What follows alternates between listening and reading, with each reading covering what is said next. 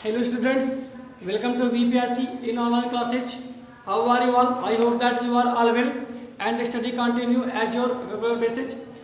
जैसा कि बच्चों आप लोग जानते हो, आपको ग्रामर में पिछले टॉपिक समर वेकेशन से पहले आपको पार्ट्स ऑफ स्पीच पढ़ाया गया था, जिसमें आपको noun, pronoun, verb, adverb, adjective, gerund, infinitive verb, preposition, conjunction, बहुत सारी चीज़ें टॉपिक्स जो हैं आपको स्टडीज कराई जा चुकी थी।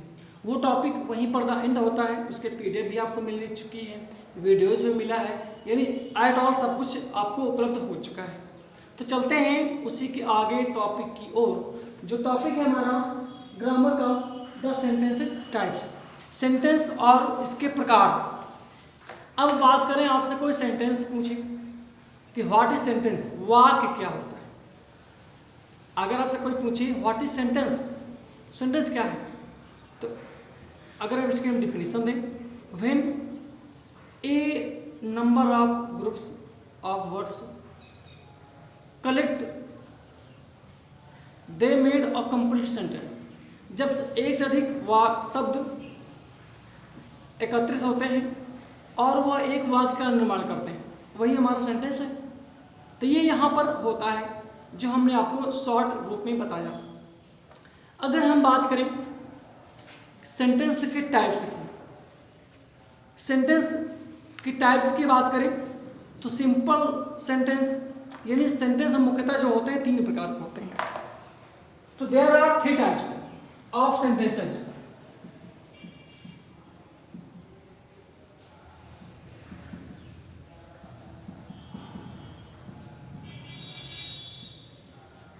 There are three types, sentence मुख्यतः तीन प्रकार के होते हैं।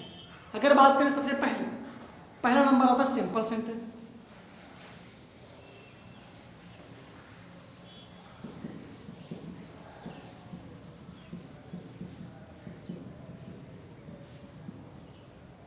दूसरा है कॉम्प्लेक्स सेंटेंस।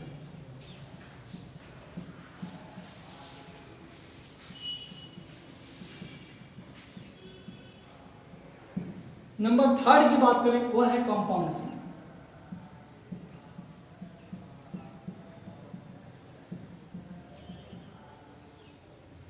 ये तीन प्रकार के मुख्यतः वाक्य होते हैं। अब बात करेंगे सबसे पहले सिंपल सेंटेंस। सिंपल सेंटेंस मतलब होता है साधारण वाक्य, साधारण वाक्य, ठीक है। चलते हैं सिंपल सेंटेंस की ओर। कॉम्प्लेक्स सेंटेंस मतलब होता है मिश्रित वाक्य, कंपाउंड सेंटेंस मतलब होता है आश्रित।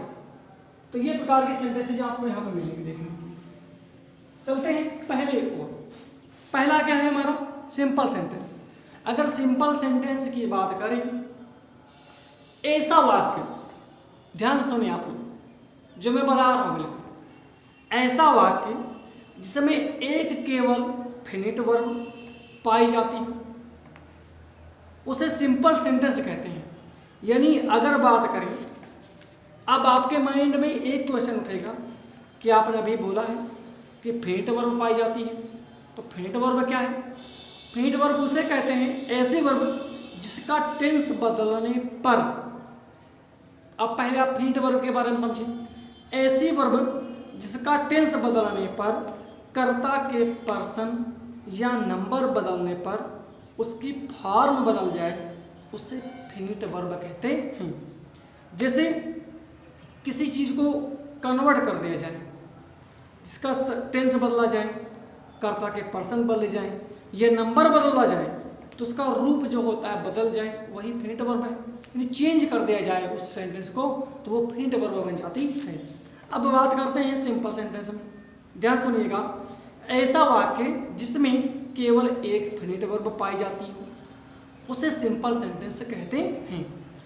एक चीज और ध्यान दें, ऐसे वाक्यों में फिनिट वर्ब की संख्या किसी भी अवस्था में एक से अधिक नहीं पाई जाती है, तो वो हमारा सिंपल सेंटेंस होगा। जबकि नॉन फिनिट वर्ब की संख्या एक हो सकती है, एक से अधिक भी हो सकती है। तो पहले बात करेंगे सिंपल सेंटेंस के बारे में। ऐसा वाक्य जिसमें केवल एक फिनिट वर्ब पाई जाती है,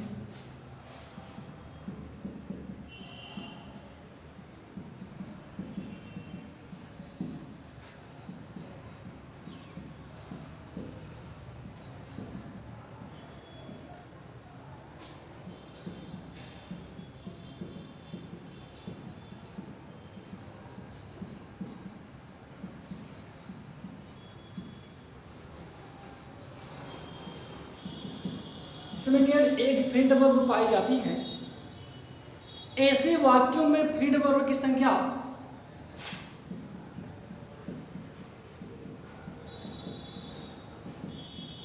ऐसे वाक्यों में फिनिट वर्ब की संख्या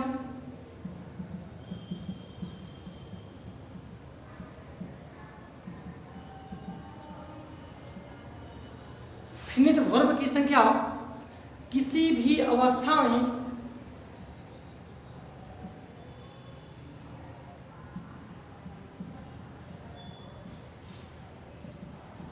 किसी भी अवस्था में एक से अधिक नहीं होती है।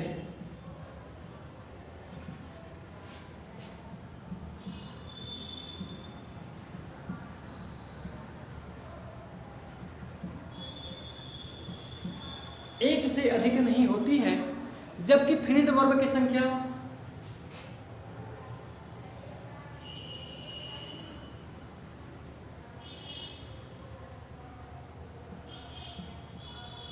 जबकि नॉन इनफिनिट वर्ब की संख्या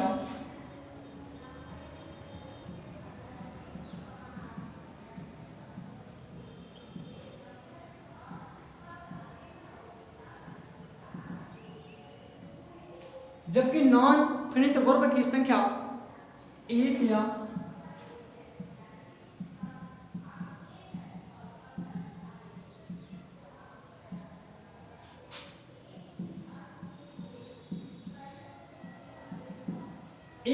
एक से अधिक हो सकती है।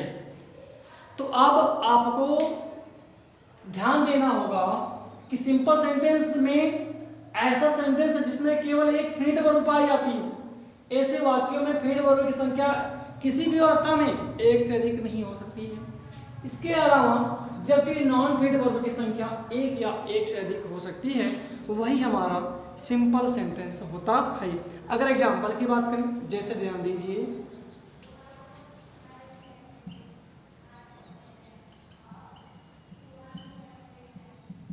जिससे बोला जाए वह रोने लगती है, वह रोने लगती है, तो इसका ट्रांसलेट होगा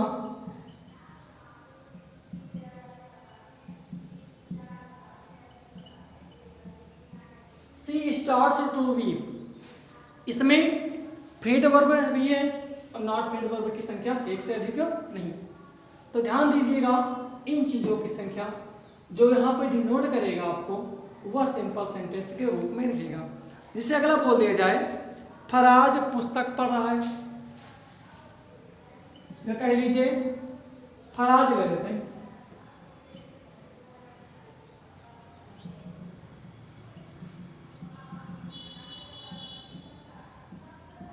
फराज इज रीडिंग बुक या ए बुक। फराज एक पुस्तक पढ़ रहा है। ये जो वाक्य है हमारे सिंपल सेंटेंस में है, इसका आपको ध्यान रखना होगा। जैसे बोला जाए दरवाजा खोल दो, ओपन द डोर।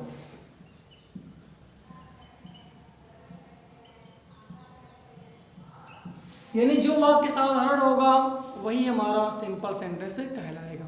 इसका आपको ध्यान रखना होगा। एग्जाम्पल के माध्यम से हमने आपको यहाँ पे समझाए हैं। अब चलते हैं अगले वाक्य की ओर, जो कि हमारा कॉम्प्लेक्स सेंटेंस होगा।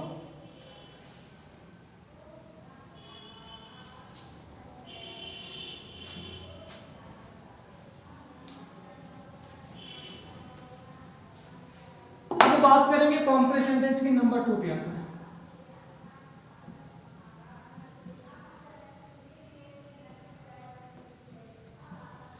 कॉम्प्लेक्स सेंटेंस आश्रित वाक्य जिसे हम बोलते हैं। अब बात करें ऐसे वाक्य जिनमें कम से कम दो फिनिट वर्ब अर्थात कम से कम दो क्लॉज, जिसमें एक प्रिंसिपल क्लॉज तथा एक सबऑर्डिनेट क्लॉज दिया जाता है, उन वाक्यों को कॉम्प्लेक्स सेंटेंस कहते हैं। अब बात करें ऐसे वाक्य जिनमें कम से कम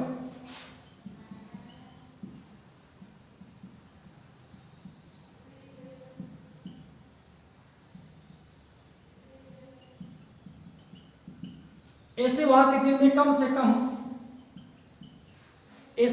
जिनमें कम से कम दो फिनिट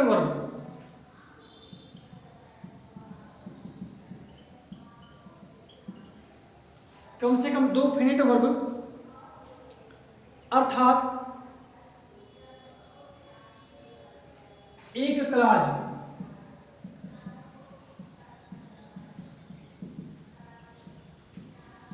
अर्थात कम से कम 2 क्लाज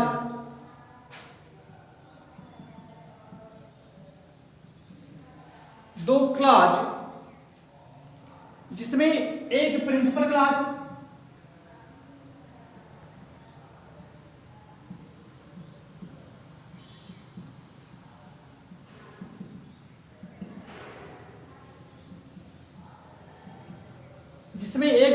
क्लाज तथा एक सबऑर्डिनेट क्लाज।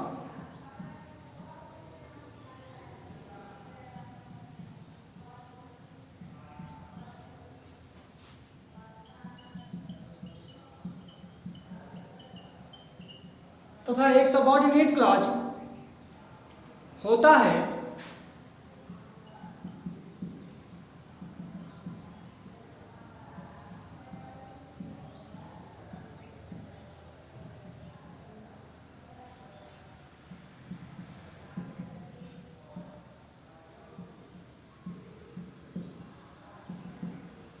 उसे कॉम्प्लेक्स सेंटेंस कहते हैं। ऐसे वाक्य जिनमें कम से कम 2 फेट वर्ब अर्थात कम से कम 2 क्लाज इसमें एक प्रिंसिपल क्लाज जिसे हम बोलते हैं मुख्य वाक्य तथा एक सबऑर्डिनेट क्लाज एक आश्रित उपवाक्य होता है उसे हम कॉम्प्लेक्स सेंटेंस कहते हैं। यानी 2 वाक्य इसमें होंगे, एक प्रिंसिपल होगा और एक सबऑर्डिनेट क्लाज होगा। यानी अब वाक्य एक नहीं रहेगा, इसमें 2 वाक्य जुड़ जाएंगे आपस में, कंजक्शन के द्वारा जोड़ दिए जाएंगे, वो हमारा होगा कॉम्प्लेक्स सेंटेंस। जैसे पहला एग्जांपल देखिएगा, पहला एग्जांपल देख लें, जैसे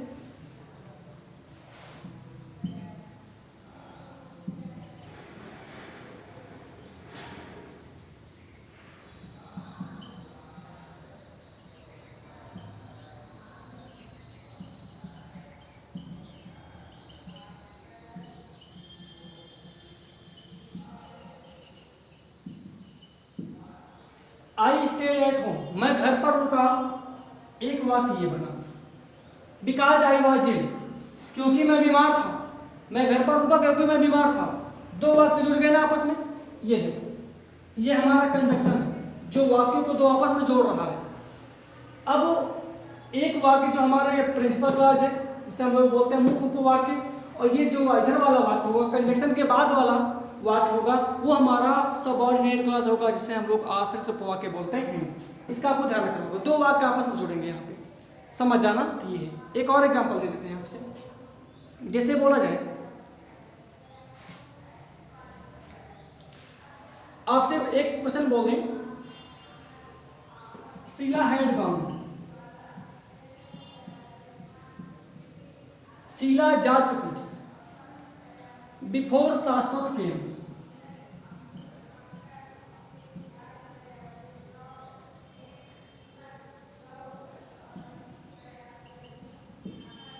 शाश्वत के आने से पहले शीला जा चुकी थी।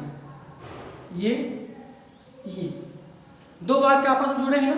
ये हुआ हमारा प्रिंसिपल क्लाज और ये हुआ सबऑर्डिनेट क्लाज। ये क्या है? कंजक्शन, यानी कंजक्शन से आपस में जोड़ दिया जाता है वाक्य को। यहाँ पर ध्यान रखना होगा। चलते हैं अगले वाक्य की ओर।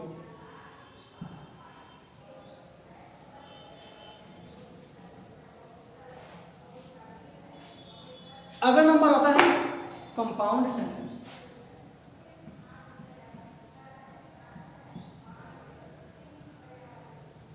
अगर बात करें कंपाउंड सेंटेंस की, ऐसे वाक्य जिनमें कम से कम 2 फेट वर्ब, ऐसे वाक्य जिनमें कम से कम 2 फेट वर्ब अर्थात कम से कम 2 क्लाज जिसमें एक प्रिंसिपल क्लाज तथा एक सबऑर्डिनेट क्लाज होता है, उन वाक्यों को कंपाउंड सेंटेंस कहते हैं।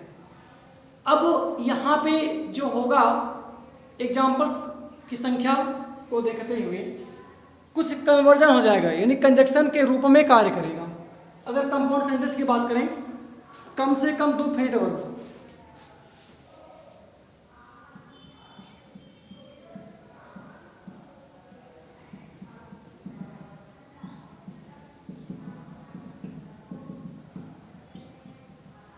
इसमें कम से कम 2 फेट वर्ब होते हैं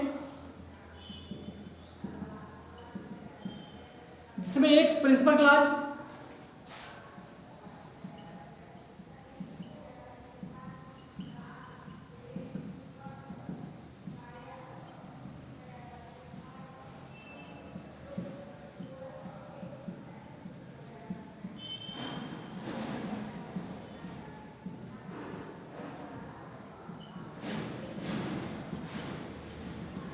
इसमें कम से कम 2 फीड वर्ब होते हैं, जिसमें एक प्रिंसिपल क्लॉज तथा एक सबऑर्डिनेट क्लॉज होता है,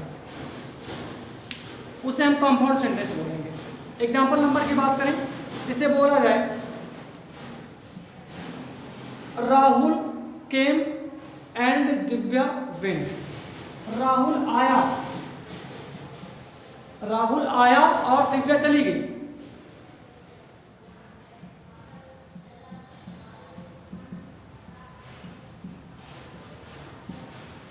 इसमें 2 वाक्य आपस में जुड़े हैं, एक ये। राहुल आया, दिव्या चली गई। ये क्या हमारा कंजक्शन है, यानी 2 वाक्यों को आपस में जोड़ रहा है। जब 2 वाक्यों को आपस में जोड़ेगा तो वो हमारा होगा कंजक्शन। कंजक्शन के पार्ट अलग अलग चीज होते हैं जो आपको समझाए जाएंगे। तो ये हमारा वाक्य कंपाउंड सेंटेंस का है। एक और बात करें, जैसे बोला जाए